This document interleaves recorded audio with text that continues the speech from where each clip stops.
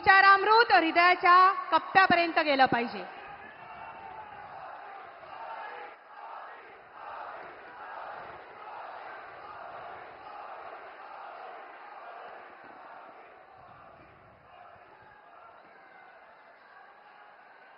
भारत माता की, भारत माता की. माता एकवेरा देवी आणि यहां मोगी माता चरणी मी कोटी कोटी नमन करतो.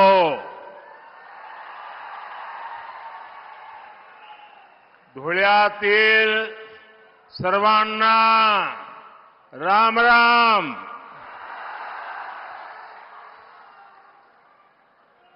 आज एक बार फिर मुझे भगवान खंडोबा का आशीर्वाद लेने का सौभाग्य मिल रहा है. धुळे की ये धरती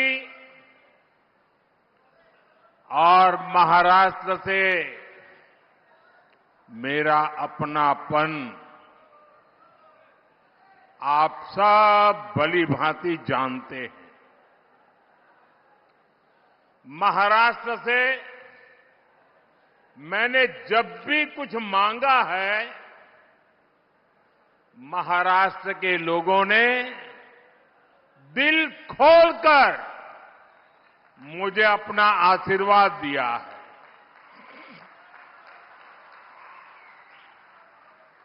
दो 2014 के विधानसभा चुनाव में मैं आपके बीच धुळे आया था. मैंने आपसे महाराष्ट्र में बीजेपी सरकार के लिए आग्रह किया था.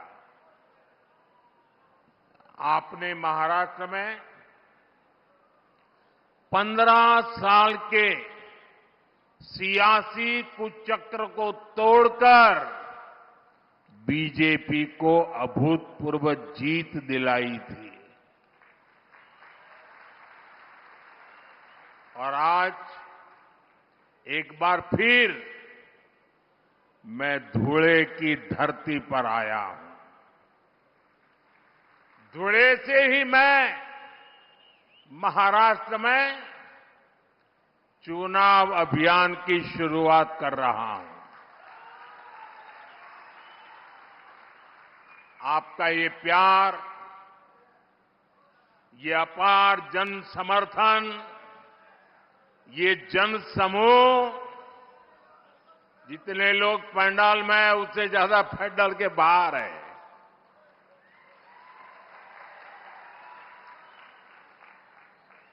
उधर तो उनको पर्दे भी खोल देने पड़े. ये जन समूह, ये उत्साह, ये उमंग वाकई अभिभूत कर देता है. हम सभी को, भाजपा को, महायुति को, महायुति के एक एक उम्मीदवार को आपके आशीर्वाद चाहिए. मैं आपको विश्वास दिलाता हूं, पिछले 2.5 वर्षों में महाराष्ट्र के विकास को जो गति मिली है, उसे रुकने नहीं दिया जाएगा. अगले 5 वर्ष महाराष्ट्र की प्रगति को एक नई ऊंचाई पर ले जाएंगे. महाराष्ट्र को जो सुशासन चाहिए, वो सिर्फ महायुति की सरकार ही दे सकती है. और उधर देखिए, महाअगाड़ी की गाड़ी में वैसे भी ना पहिए हैं, ना ब्रेक है और ड्राइवर की सीट पर बैठने के लिए भी झगड़ा हो रहा है और चारों तरफ से भांति भांति के हॉर्न सुनाई दे रहे हैं। साथियों, राजनीति में आने पर हर किसी का अपना एक लक्ष्य होता है। हम जैसे लोग जनता को ईश्वर का रूप मानते हैं, जनता की सेवा के लिए राजनीति में आए हैं। वही कुछ लोगों की राजनीति का आधार है लोगों को लूटना।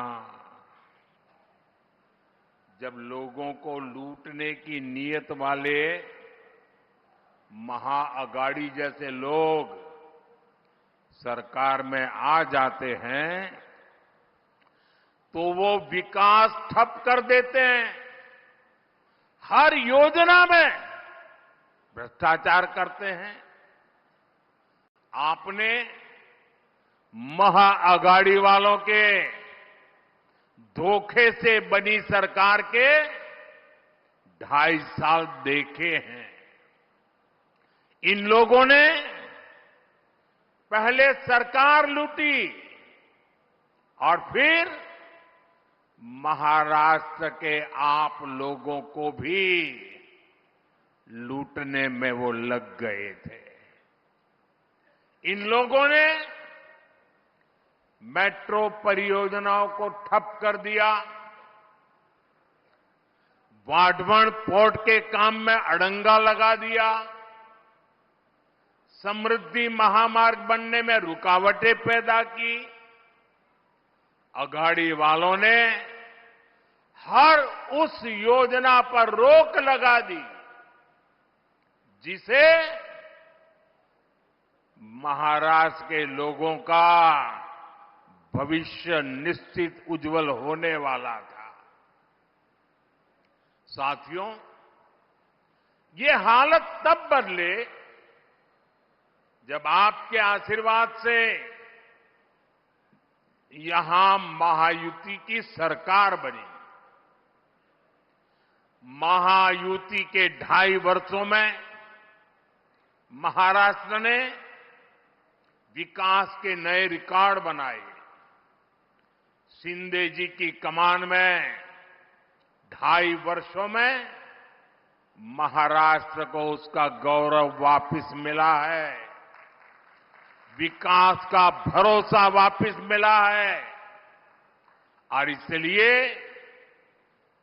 मैं महाराष्ट्र के मतदाताओं से आग्रहपूर्वक कहूंगा, आप सबको याद रखना है, भाजपा महायुती आहे तर गती आहे। महाराष्ट्राची प्रगति आहे। साथियों, मैं आज महायुति को बहुत बहुत बधाई देना चाहता हूं। महायुति ने महाराष्ट्र को नई समृद्धि देने वाला वचननामा जारी किया है। महायुति के 10 संकल्पों की बहुत चर्चा हो रही है। शिंदे जी, मेरे मित्र देवेंद्र फडणवीस जी और अजित पवार जी ने जनता के सुझावों से ये शानदार वचननामा तैयार किया है। महायुतीचा वचननामा विकासाची वाढेल गती, महाराष्ट्राची होणार हमखास प्रगती। महायुति के इस वचननामे में, इस घोषणा पत्र में हर वर्ग की आर्थिक प्रगति की योजना है, समानता का भाव है,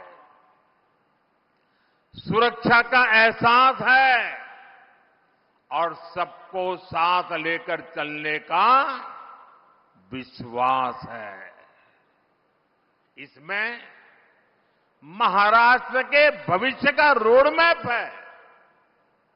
मैं ऐसे जन कल्याणकारी वचननामे के लिए महाराष्ट्र की जनता को भी विशेष रूप से बधाई देता हूं। महायुति का वचननामा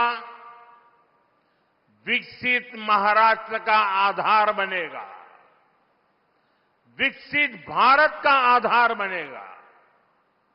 साथियों, यहां इतनी बड़ी संख्या में हमारी माताएं, बहनें, बेटियां आई हैं, दूर दूर तक मैं देख रहा हूं। विकसित महाराष्ट्र, विकसित भारत के लिए हमारी बहनों, बेटियों का जीवन आसान बनाना, उन्हें सशक्त करना बहुत जरूरी है। जब महिलाएं आगे बढ़ती हैं तो पूरा समाज तेजी से प्रगति करता है। इसलिए पिछले 10 वर्षों में केंद्र सरकार ने महिलाओं को केंद्र में रखकर अनेक बड़े बड़े फैसले लिए हैं। पिछली सरकारों ने सैनिक स्कूलों से लेकर काम के कई क्षेत्रों में महिलाओं का रास्ता रोका हुआ था। ये मोदी है, उसने वो सारे बंधन हटाए, महिलाओं को ज्यादा से ज्यादा क्षेत्रों में काम के अवसर दे दिए, सारे दरवाजे खोल दिए। हमने नारी शक्ति बंधन अधिनियम के जरिए विधानसभाओं और संसद में महिलाओं को आरक्षण का अधिकार दिया।